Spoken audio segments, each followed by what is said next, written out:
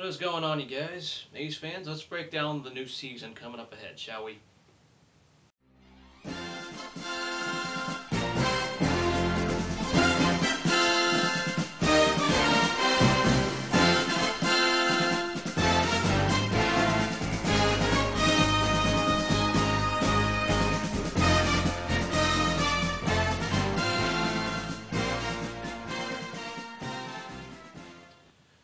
Alright, it was an interesting offseason. We made some moves. We didn't make some major moves. We just made a few shuffles to the lineup, if you want to call it. But there was no blockbuster moves. Nothing like what the Blue Jays did with the Marlins. But the A's did make some moves. And quickly, though, I'll just try to talk about each position. First of all, starting at catcher. Jaso comes in from the Mariners. We gave up very little, in my opinion. Happy that we addressed the catcher position. We got rid of Kataris. And of course, Derek Norris remains on the roster. I'm very happy we addressed this catcher position because I thought Norris was flawed defensively, and it was hard to watch those pass balls. John Jaso, an offensive-minded catcher, at least he can bring something to the table because Norris was struggling, and I didn't think he was ready for the major leagues just yet. So it's good to see him groomed with Jaso. I could see them both splitting sides. If Norris can somehow find his offensive game and power hitting, you never know. You never know if he could be taking over the catching job. But you expect Jaso to be the starter and Norris to be right after him. At first base, you got Brandon Moss. Do not want to see Derek Barton ever on the field again. Go figure. Moss had a good year last year. Liked what I saw from him. Good power hitting. That's all I need to say. Second, Jamal Weeks gets sent down to AAA, and it will be interesting because Sogard has played the best this spring. You could expect Scott Sizemore to get some time at second too. It's been a couple of years since he's played balls because he was coming off that injury from last year. It's kind of brutal to miss an entire season like that, but he did. At shortstop, it'll be even more interesting because Jed Lowry, the only guy that's got MLB experience at shortstop, becomes the guy. We traded away Cliff Pennington, as everybody knows. Don't miss a whole lot from him. I think Jed Lowry at least provides an adequate bat, something that's serviceable. At first, I didn't like the trade because we gave up so much, but I think it's the right move now. Hideyuki Nakajima, the guy we signed, who I thought was going to be our starting shortstop, was not playing so well in spring. There's a difference between struggling in spring and knowing that it's just spring ball versus knowing there's signs of concern, because I think he's not going to adjust to the big leagues immediately. And luckily, we didn't pay a ransom for him. We paid, I think $6 million is not much by baseball standards. I know to some sports it is, but by baseball standards, that's not a lot. And it's a risk worth taking. Obviously, I'm not going to just send him, cut him, and just give up on him. But he's going to have some time of grooming. Hopefully, he can spend time in Sacramento. I hope by rules he can. Because otherwise, he wasn't playing so well in the spring, and I could see just not so nice hitting at the shortstop position. Third base, Josh Donaldson. Liked what I saw from him. Expect him to be fine.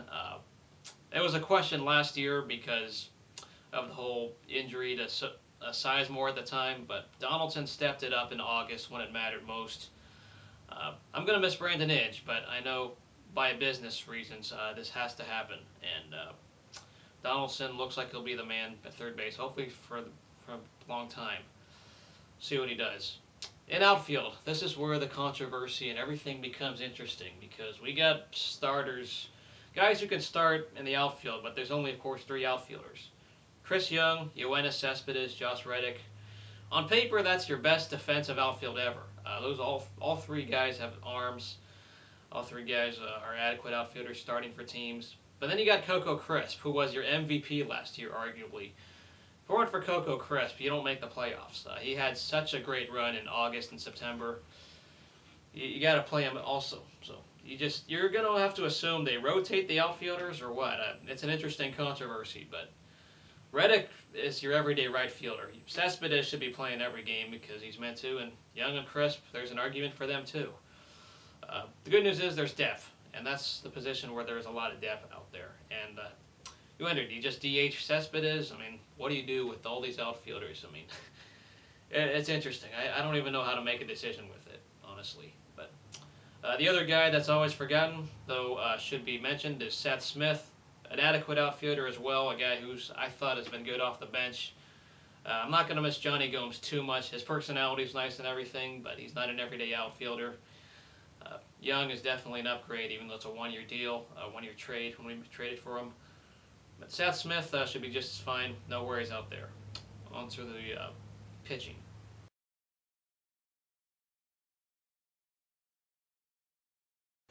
All right, and the pitching. Definitely, this has been the reason why I've been optimistic for this year. They showed a lot of good promise for a lot of rookies, a lot of young players for that matter. Not everyone's a rookie, but still, a lot of young players. Brett Anderson, proven guy when he's healthy.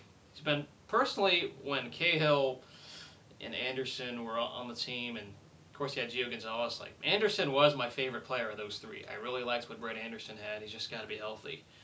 And he should be the #1 starter. But you never know what happens. I don't know what Bob Melvin's deciding, but I've always said he's reliable when healthy. Then you got Tommy Malone, Jared Parker, two guys who really panned out well from those trades we made 2 off seasons ago. Like what I saw from Parker, especially. I was very worried about some of these guys. I didn't think they'd be ready for the big leagues immediately, but it panned out already. Then at 4th and 5th, you really kind of wonder who becomes your 5th starter. Obviously, A.J. Griffin played there from last year. Got Travis Blackley, who kind of struggled a little bit in the spring. And then, of course, when he comes back from his suspension, Bartolo Colon. It just kind of makes you wonder who becomes in there for starting. Got a lot of young players at the starting pitcher position, or just at the pitcher position in general. I still think the starting 5 better in terms of depth and balance. I think it's better than anyone in the division.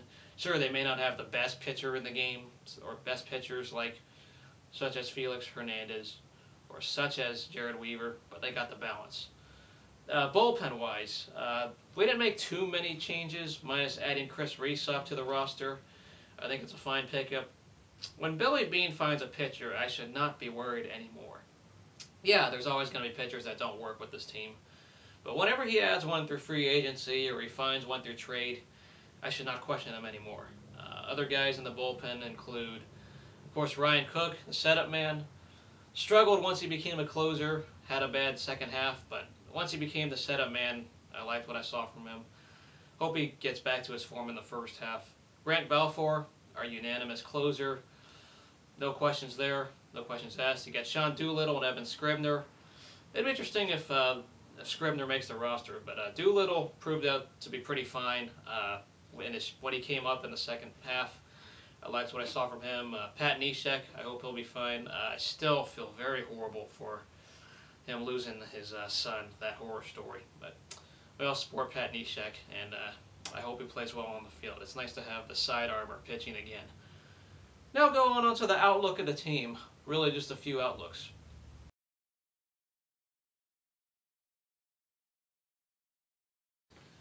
Alright, the outlook of this team. What to expect. I expect this team to contend for the division like anyone else. That's what I am expecting. Just to be hanging in there, having the winning record, taking it down to September, and really contending for that division in postseason. I don't have World Series expectations. They got to show to me something in terms of that, but I do think this team has the argument, like anyone else, to make noise. Other teams in the division, though, let me just briefly talk. Houston Astros, low payroll, not expecting anything from them. Welcome to the American League. They have the lowest payroll in all the league. They're trying to rebuild everything right, and yeah, they sold off all their assets a couple of years ago, so we'll see what happens there. Of course, we traded with them, so we're going to see some other A's players that were in Houston now. Going on, Mariners. Team that's going to be a thorn in our side and continue to be. Their pitching is always going to be annoying for us, and I think they're going to be a sleeper team in terms of having a winning record. I wouldn't be surprised if I'm not expecting playoffs, but don't be surprised if when you're facing them head-to-head, they actually frustrate you, because I think their pitching will be fine. They upgraded their hitting a little bit. There are some things the Mariners need to fix, especially offensively, and they try to do that. But they're not gonna suck. I don't expect them to be that bottom dweller, like true 100-loss type of team. They're gonna be at least right in the hunts early on into maybe the mid-season. Just don't be surprised. And Angels. I think the Angels are expected to be winning the division, of course. Everyone has that because of the Josh Hamilton addition. They added Jason Vargas to the team. Their offense is going to be top-notch. And I'm not going to take anything away from what Mike Trout did last year. Or even Albert Pujols, who still had a solid year. Maybe not living up to his contract, but they're still going to be fine offensively. I expect that to be huge for them, their outfield, the way their outfield is set up. However, I am not impressed with their bullpen. They really, they might have added one or two guys here and there, but their bullpen is still flawed. I don't think Frieri is going to be the man or the answer, just like Jordan Walden the year before. He's not even on the team with the Angels right now. They do not have a bullpen, and that's going to be their flaw. Even their starting pitching depth. Besides Weaver and Vargas, I'm not impressed with the other starters. On paper, they got good starters based on guys who've had good years, but not impressed there. They're going to just depend on their offense, and based on offense, we're supposed to carry them to the postseason. At least that's what's expected. The Rangers, the last team in the AL West, I think they're still going to be a good team, and they're going to reload through their farm. That's what they're expecting to do. They didn't exactly do much in terms of free agency. I consider them one of the losers in the offseason in terms of that. But they're not going to be suckage or pure suckage and falling back to earth. I don't expect that. Their pitching, Matt Harrison's good. People say their pitching is fine. I'm not impressed with their pitching as a whole. Their starting pitching is, I think, average, in my opinion, based on what I've seen from them. Their hitting will be fine because of that ballpark they play in, and they probably should reload at the hitting position fine. But their pitching, I'm not impressed. I think the A's still have one of the best. If it weren't for the Mariners, I think the A's also have one of the best pitching staffs in the division. And pitching, to me, wins games. I know hitting is important too, but you just got to have hitting for average. You don't have to have everybody hitting for average. The A's didn't have exactly the greatest offense. They were relying on the bomb. They can't rely on the home run too much. We got to have guys who can be consistent hitters. Because it was fun to watch. We were an exciting team in terms of just hitting the bomb last year. That was something. Once that second half came, all the power hitting came on. But we got to be able to hit for average and hit in clutch times, not always depend on the home run, as exciting as that was. Go A's. I want to see this team do well, and I want to see a solid season. But I just hope, on the flip side, I don't see a sophomore slump. I love what Bob Melvin has done regardless, because even when he came in at first and had a losing record, he was making good lineup decisions, in my opinion. And he's been very good at choosing the right times and being tactical, putting in the right pitcher, putting in the perfect lineup, in my opinion, to the opponent. And I've loved what I've seen from him in that sense. So Bob Melvin has earned my approval, and I'm happy we extended his contract way in advance because I like what I've seen from him. With that being said, go A's. No baseball predictions for this video. No reason for me to talk about that. Just, I want to see a good season. Let me know what you guys think in the comments below, what you expect of this team. We'll see you guys later. Go A's.